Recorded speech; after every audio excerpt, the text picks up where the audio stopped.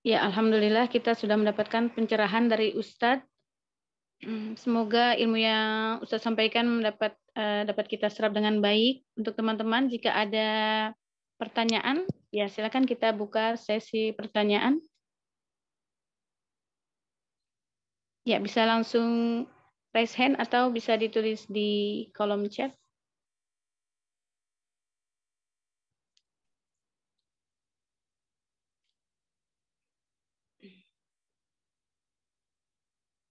Ya, ada yang mau bertanya? Kami persilakan.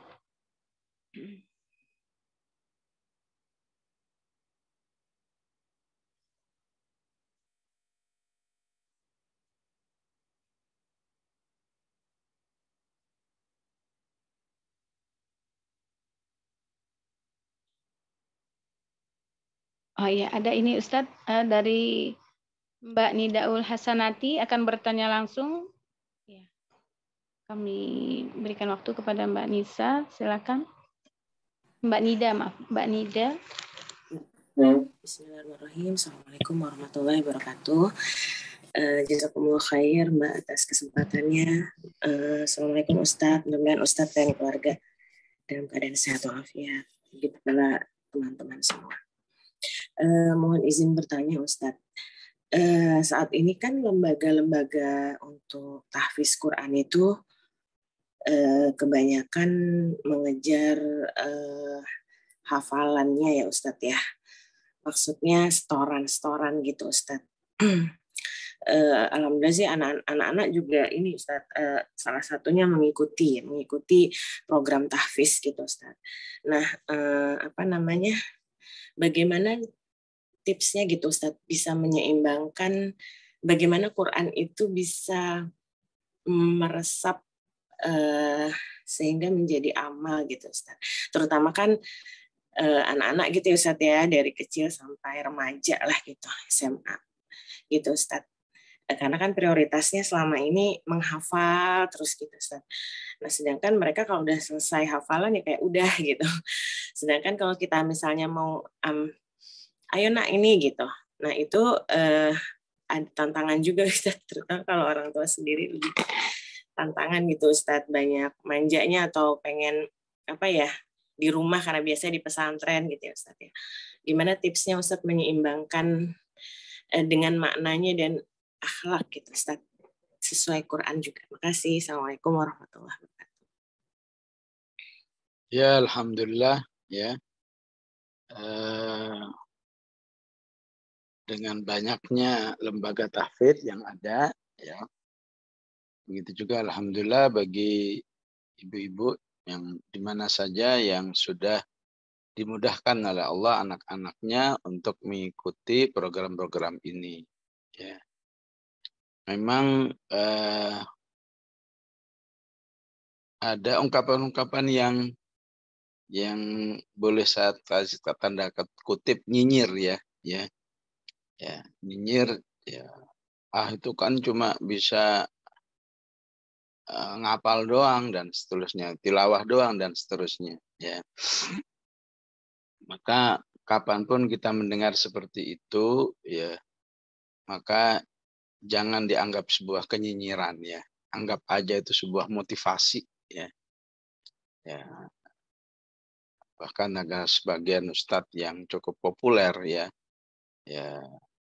mengungkapkan ungkapan yang dianggap nyinyir oleh pendengarnya ya. Namun bagi kita itu jangan dianggap sebuah kenyinyiran, anggap aja itu sebagai motivasi ya. Motivasi bahwa jangan pernah ya baik diri kita, keluarga kita berhenti pada satu tahapan ya. Yang penting udah rajin tilawah, yang penting sudah rajin menghafal ya sudah ya. Enggak ya. Kita tetap menganggap rajin tilawah, rajin menghafal itu sebuah langkah yang sudah Allah mudahkan kepada kita ya. Ya, sebuah langkah. Bahkan jumlahnya mungkin masih satu langkah. Maka yang penting disyukuri dulu Alhamdulillah anak saya masih mau suruh ngafal. Anak orang lain belum tentu mau. Ya, anak saya sudah mau suruh ngafal, mau sudah. Ya. Supaya kita juga jangan sampai menganggap, wah anak saya gagal tuh, cuma bisa menghafal doang. Ya. Padahal masih berproses, kita nggak tahu prosesnya. Ya, namanya proses, ada yang cepat, ada yang lambat. Ya. Maka memang ya penting ya baik langsung ataupun tidak, dalam arti lembaga itu sendiri bisa memadukan ya antara kegiatan menghafal itu sendiri dengan kegiatan menghayati Al-Qur'an ya, atau wawasan-wawasan ke-Al-Qur'anannya ya. Itu harus bisa ya. Aslinya lembaga itu bisa harus memadukan dua hal itu. Ya. Jika lembaga itu belum bisa memadukan, maka penting seorang ibu mencarikan cara lain bagaimana agar wawasan ke-Al-Qur'anan diri kita dan anak-anak itu juga bisa terbangun. Ya. Bahwa aslinya walaupun sudah menghafal itu masih ada langkah-langkah yang lain ya. Sehingga anak tidak berada dalam posisi wah saya sudah hafal ini udah cukup bagi saya ya, terserah itu. Setelah itu ya bodoh amat apa yang terjadi setelah itu ya. Sehingga memang tidak sedikit para ibu-ibu yang anaknya sudah pesantren, Masya Allah 10 juz, sudah 15 juz, tapi ya, tidak terlihat dalam akhlaknya, dalam ibadahnya. Ya. Jadi yang penting bagaimana anak tetap bisa menerima sebuah tambahan-tambahan wawasan. Ya. Ber-Al-Quran itu seharusnya bagaimana. Ya. Yang sampai terjebak, yang penting saya sudah hafal, yang sudah saya tilawah, udah selesai. Ya. Kemudian bagi seorang ibu rumah tangga yang sangat mungkin yang menjadi domainnya sangat terjangkau untuk dilakukan adalah ya menjaga sholat anak itu. Ya. Mobil khusus bagi anak laki-laki harus bisa ke masjid, ya. Harus bisa berjamaah di awal waktu. Ya. Itu akan menjadi modal yang penting nanti ketika dia menerima wawasan-wawasan ke-Al-Qur'anan ini. Ya. Sehingga baru dengan sholat saja, apalagi dengan sholat-sholat sunnahnya, ya, maka antara Quran yang dihafal, ya, dengan sholat yang sudah dilaksanakan, ya, itu akan menjadi modal besar, ya, modal besar untuk bisa meningkat kepada nilai-nilai Al-Quran yang lain. Ya. Saya kira bagi seorang ibu mengingatkan anak sholat, ya, menyuruh, memotivasi dan seterusnya itu terlepas dari anak itu menghafal atau enggak kan, ya. Pokoknya seorang ibu memang itu tugasnya, apalagi ketika dia menghafal, ya. Dan terkadang juga tidak harus berbanding lurus ya. Kalau dia hafal otomatis akan lebih cepat, enggak juga begitu ya. Ya, syukur-syukur kalau memang ternyata berbanding lurus ya. Ya, tapi kalau nggak berbanding lurus sabar aja dulu ya, nggak usah digugat-gugat Qur'annya ya. Nggak usah pakai gimana sih kamu itu nggak malu sudah hafal Quran tapi kok salatnya begitu, nggak usah begitulah ya. Memang hidayah itu ada yang berbarengan, begitu bisa rajin ber-Al-Quran ya otomatis rajin amal. Ada yang Quran dulu tapi amal-amalnya nanti dulu berproses, bisa begitu ya. Jadi nggak usah diungkit-ungkit tuh, kesian anaknya udah berjuang ya, diungkit-ungkit seakan-akan dia itu melakukan sesuatu yang nggak bermanfaat. Gimana sudah hafal 30 juz kok sholatnya masih disuruh-suruh mulu, nggak usah ya. Jadi beral-Qur'annya itu sebuah hidayah, pelaksanaan itu sebuah hidayah tersendiri ya. Kalau memang belum menjadi sebuah kondisi yang otomatis, ya kita yang bantu mengotomatiskan ya. Terutama ibu-ibu yang diberi kekuatan oleh Allah ya, yang diberi kekuatan oleh Allah berbicara ya. Ya. Ibu itu Allah kasih kenikmatan atau karunia yang luar biasa yang sering saya istilahkan istilah bawel fisabilillah ya. Ya. Nyuruh anak itu bisa kuat mau berapa kali aja ya, ya sampai anaknya keberisikan ya. Ya. Maka jangan sampai giliran sama tukang sayur aja bawelnya Masya Allah ya. Tapi giliran sama anaknya, giliran sama suaminya untuk bisa taat kepada Allah, nggak digunakan potensi bawelnya itu.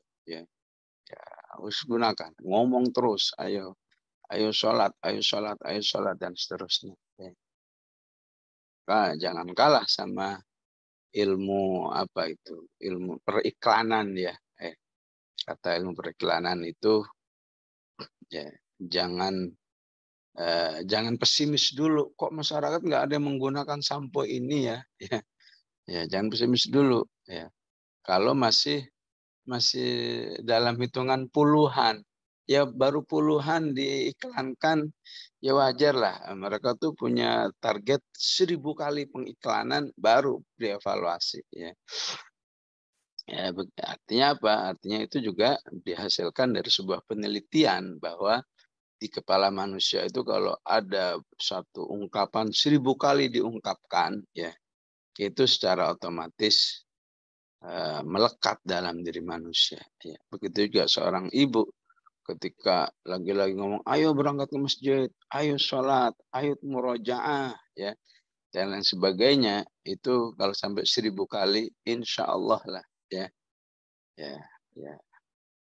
Saya sendiri sangat merasakan ya pesan orang tua itu mulai saya TK itu yang nggak pernah terlupakan itu adalah jangan tinggalkan sholat berjamaah ya. Itu sangat melekat sekali ya. Ya. Sehingga ya, walaupun semua dengan pertolongan Allah memang rasa-rasanya gitu nggak mungkin meninggalkan sholat berjamaah ya. Ya, saya kira juga kita begitu juga kepada anak-anak kita ya. Ya, jadikan anak itu punya kenangan omongan kita itu ya sesuatu yang nggak pernah terlupakan ya. Ya, kalau dari ibu tuh ingat banget saya adalah yang nggak pernah terlupakan tuh selalu perbanyak tasbih ya. Subhanallahi wa bihamdih ya. Walaupun saat itu seorang ibu ini tidak pernah menjelaskan qala Rasulullah rawahu siapa. Udah pokoknya subhanallah bihamdi aja perbanyak ya.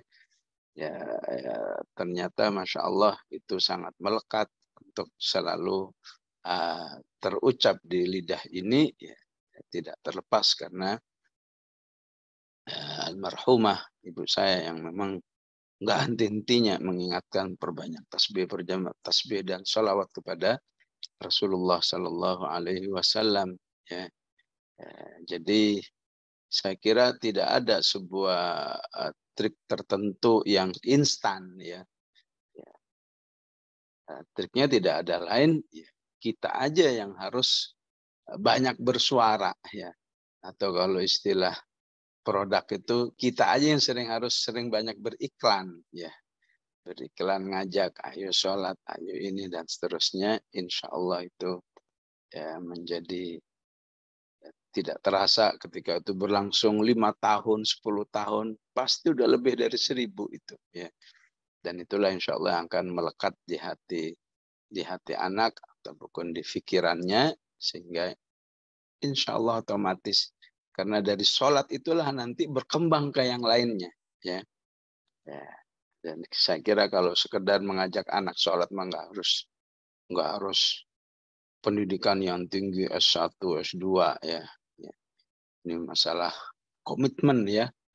Nabi Ibrahim itu kan doanya Rabbi ja'alni muqimas salati wa min dzurriyyati. Ya Allah, jadikan aku dan keluargaku sebagai penegak sholat. Kenapa yang diminta penegak sholat? Ya, bukan puasa, bukan haji, bukan da'i, bukan mujahid. Ya, karena aslinya siapa yang muqimus sholat, ya, penegak sholat, insya Allah di situ akan terbuka berbagai macam kebaikan-kebaikan yang lain. Wallahu a'lam.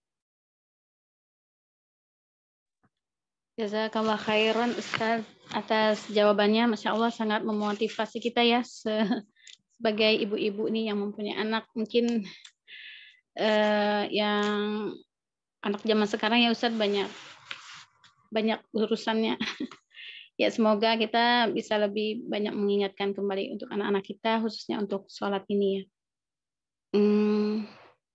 Cuma terkadang Ustadz kalau kita terlalu bawel gitu kesannya gimana ya Ustadz? Kesannya kita kayak kurang berakhlak atau bagaimana gitu ya Ustadz. Jadi terkadang kita suka malu gitu, kebanyakan bawel gitu kan. Kebanyakan Umi ngomong mulu apa gimana gitu.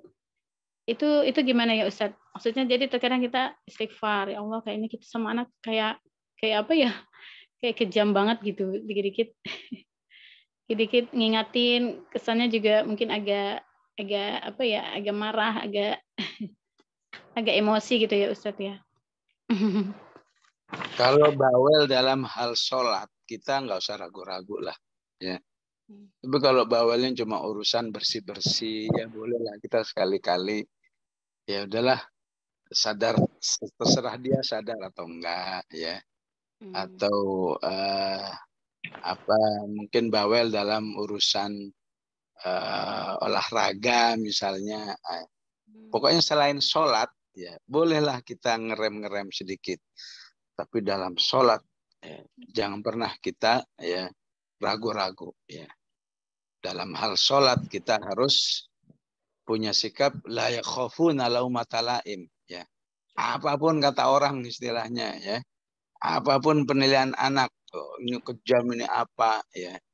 Ya. Karena ya, istilahnya kan sholatu imaduddin, sholat itu ya. Sehingga bagi sebagian orang yang menyatakan begini ya, selama manusia itu sholat, ya, sementara dia mungkin akhlaknya belum baik, ininya belum baik, insya Allah lah aman, cepat atau lambat. Ya. Ya. Tapi kalau dari sholatnya dia bermasalah, yang lain bermasalah, itu yang nggak ketemu nanti solusinya. Ya. Ya. Jadi jangan takutlah ya, kalau sudah bawelnya babus sholah, ya, maka sebenarnya apa yang kita lakukan itu recommended dari Al-Quran dan Sunnah Rasulullah Sallallahu Alaihi Wasallam. Ya. Karena yang menyuruh wa anzir ashiratakal aqrabin itu Allah. Ya. Ya. Apa? Ingatkan keluargamu yang terdekat itu Allah. Ya. Yang nyuruh perintah anakmu salat muruhum fi sab'i sinin. Ya. Perintahkan di usia 7 tahun. Dan bila perlu beri sanksi di usia 10 tahun itu Rasulullah Sallallahu Alaihi Wasallam ya. Ya dalam bab ini malah apa menjadi catatan ya, kok kamu nggak bawel sih urusan sholat sama anakmu, giliran urusan nyari duit bawelnya minta ampun deh ya, giliran urusan apa katakan bantu-bantu di dapur misalnya bawelnya minta ampun ya, ya. Tapi sholat kok nggak bawel jadi masalah lagi ya. Ya artinya dalam masalah sholat biarlah disebut apa kayak ya. Dalam hal lain boleh sekali-kali kita ngerem ya, ya. Baik Allah. Jazakallah khairan Ustaz. Ya, masih lanjut ya Ustaz? Ya, fadhal. Ya, ada lagi untuk teman-teman yang mau bertanya langsung dengan Ustadz? Atau saya bacakan ya. Di sini ada pertanyaan di chat Ustadz. Assalamualaikum. Izin bertanya, jika dalam proses belajar membaca tartil, mana yang lebih utama dilakukan saat ini? Tadarus 1 juz sehari dengan konsekuensi tidak tartil, atau baca 1-2 halaman latihan tahqiq dengan membaca tafsir? Ya semuanya lah dilakukan ya. Syukur-syukur dalam sehari ada tartirnya, ada tafsirnya, ada ya. Kalau tidak ya bisa bervariasi ya. Hari ini target banyak, besok target sedikit tapi tartil dan seterusnya ya. Ya. Jadi pembiasaan dalam semua hal itu insya Allah hasilnya ya adalah tilawah yang include ya. Ketika ada menghafalnya, ada tadabburnya, ada tartilnya, bahkan ada hadernya misalnya baca bisa cepat misalnya ya. Ketika itu terbiasa dalam sekian tahun terjadi sebuah kemampuan include ya. Ya, kemampuan include itu maksudnya gimana? Ya ketika dia baca, ya dia ya hafal, ya dia tartil, ya dia bisa banyak ya. Ya.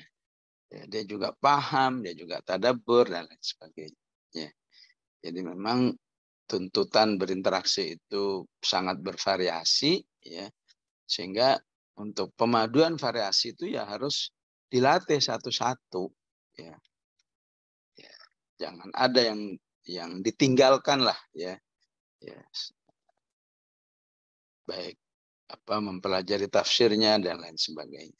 Ya. Walaupun di dalam sebuah proses ya memang harus mengalami begitu ya. Ya. Ketika asyik dengan tafsirnya jadi nggak tilawah misalnya. Ketika dengan asyik dengan tilawahnya mungkin kurang tadabburnya dan lain sebagainya. Ya. Insya Allah bertahap itu akan terpadu semua kemampuan itu. Allah. Ya, jazakallah khairan Ustadz. Ya, untuk teman-teman ada lagi yang mau bertanya? Oh, ada lagi nih Ustadz langsung bertanya dari Bu Paramita Dwitya. Tafadholi Mbak Paramita.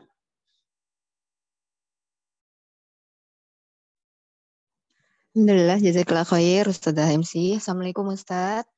Alhamdulillah Ustaz sehat walafiat. Semoga Allah terus jaga Ustaz bersama keluarga, amin. Baik Ustaz, saya mau bertanya tentang tadi untuk menjadi faizun gitu ya Ustaz. Itu adalah di ayat 21 menggunakan pendekatan Al-Quran. Kemudian Ma'rifatullah ya Ustaz dengan Asma'ul Husna. Nah, untuk menggunakan pendekatan Al-Quran ini kan sebenarnya kan berhubungan kemana-mana ya Ustadz, berawal dari visi misi, pola pikir gitu ya Ustadz, dan aktivitas keseharian keluarga, sehubungan dengan islahul ilah tadi juga ya. Nah, yang saya jadi tanyakan sehubungan juga dengan pendidikan anak Ustadz.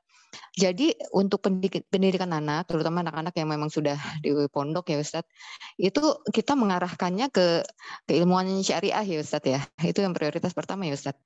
Itu yang pertama. Karena ada taujih ya dari salah satu guru juga, itu beliau tidak merekomendasikan anak-anaknya untuk mempelajari ilmu umum dulu gitu Ustadz, bahkan sampai tingkat kuliah S1-nya itu harus syariah dulu gitu ya. Setelah itu boleh kalau memang muyulnya gitu ya ada potensi keilmuan lain silahkan didalami lagi. Itu gimana Ustadz? Artinya khususnya untuk anak-anak yang memang sudah diarahkan, bagaimana ini kita menyikapi gitu, apakah ya insya Allah kita pengennya komitmen terus ya Ustadz mendalami Quran, hadis gitu ya sampai menjadi ulama insya Allah amin. Tapi ya bagaimana gitu ya, ini mohon ilmu dan nasihatnya Ustadz. Wallahu a'lam. Jazakallah khair Ustadz. Ya, saya kira masukan atau arahan dari Ustadz itu benar ya. Ya, kenapa? Karena Rasulullah Shallallahu Alaihi Wasallam ya menyatakan begini, "May yuridillahu khairan yufaqihu fid din." Ya. Siapa yang dikehendaki oleh Allah sebuah kebaikan, maka Allah akan memberinya pemahaman dalam urusan agamanya. Ya. Jadi istilahnya dengan hadis ini ya minimalis atau maksimalis ya. Tidak boleh sampai dalam kondisi nol ya. Ya, minimalis itu ibaratnya ya, dokter umum gitulah ya. Ya. Maksimalis itu spesialis. Ya. Jadi penting memang aslinya setiap Muslim harus memahami agamanya ya dengan minimal dengan pengetahuan standar-standarnya. Ya. Tentu para pelaku pendidikan agama sangat paham itu standarnya itu seperti apa. Ya. Jadi untuk standar ini sesungguhnya harus menjadi sebuah kebutuhan setiap muslim muslimah. Ya. Adapun setelah itu dia mau mendalami, mau menjadikan dirinya spesialis, ini boleh seseorang memilih. Ya.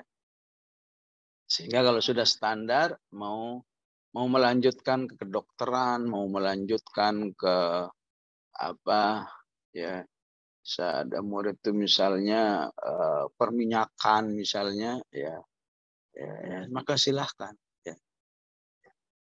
Sehingga walaupun nanti dia ya katakan sibuk di dalam ilmu kedokterannya atau ilmu tambang istilahnya ya, tapi dia nggak ketinggalan. Memang saya sibuk di pertambangan, tapi saya paham bahwa hidup ini nggak mungkin nggak baca Quran.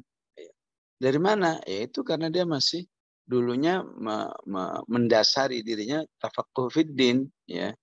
Saya memang sibuk dalam dunia pertambangan. Ya. Murid saya ini sekarang kerja di Australia sana dalam dunia pertambangan. Ya. Walaupun dia dalam dunia pertambangan, dia punya prinsip, wah bagi saya nggak mungkin meninggalkan qiyamul lail. Ya. Nggak mungkin bagi saya tidak aktif dalam berdakwah. Dari mana itu? Karena ada tafaqquh fiddin. Ya. Jadi setiap muslim harus ya harus seharusnya merata ya. Mana bagian-bagian agama yang harus milik semua. Ya. Jangan ada kesan yang rajin qiyamul lail itu hanyalah orang yang di pesantren misalnya. Kalau cuma di dunia kedokteran, wah nggak bakal ngerti itu urusan qiyamul lail. Jangan sampai begitu. Kalau sekedar jadi rajin qiyamul lail, jadi rajin tilawah, rajin berzikir, ya. Ini sungguhnya milik semua orang. Selama seorang muslim itu melakukan tafaqquh fiddin walaupun hanya standar, ya. Maka ketika ini bisa dilakukan, ya, maka menjadi suatu hal yang istimewa, ya. Masya Allah si fulan dokter, tapi juga hafal Quran, ya.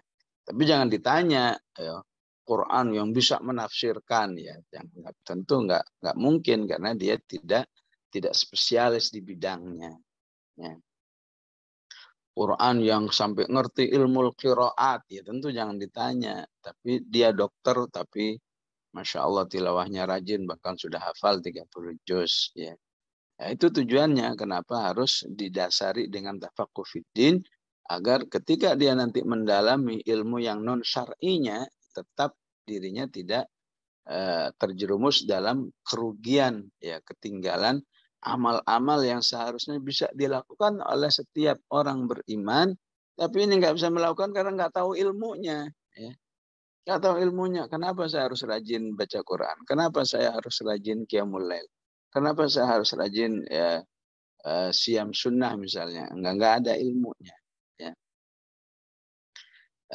Begitu juga ketika dia ingin spesialis, ya, spesialis di bidang tafsir, spesialis di bidang hadis, spesialis di bidang fikih dan lain sebagainya, ya, menjadi spesialis yang bisa tetap mempertahankan ruh daripada ilmu syar'i itu sendiri, ya. Karena di zaman seperti ini terkadang tidak menjadi jaminan, ya. Si fulan misalnya Masya Allah spesialis S3 di bidang ilmu hadis, ya. Tapi ibadah-ibadahnya tidak menunjukkan dia, amal-amal solehnya tidak menunjukkan dia seorang spesialis, ya, ahli hadis. Kenapa? Karena memang ilmu-ilmu dasar yang dipelajari tidak dihayati dengan baik, sehingga ketika menjadi spesialis dia hanya menjadi ilmuwan, ya. Tidak menjadi seorang yang ahli ibadah, ya. Maka insya Allah dengan menyatukan seperti ini, maka tidak mustahil di masa depannya seorang anak itu, ya, bisa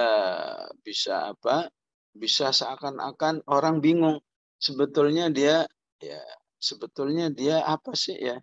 Ya, sebetulnya di Arab Saudi itu ada syekh namanya Syekh Musa Syarif, ya. Syekh Musa Syarif ini Masya Allah, kalau sudah di masjid udah kayak kiai betul, ya, udah kayak ulama, ya, terutama di bidang sejarah Islamnya, ya. Orang tidak akan pernah mengetahui kalau dia itu sebetulnya bukan ulama yang dalam arti dalam arti yang sangat spesialis di bidangnya, ya. Walaupun dia sangat menguasai. Syekh Musa Syarif ini ternyata kalau lagi nggak ngajar di masjid, nggak lagi tahajud di masjid, dia seorang apa? Seorang pilot, ya.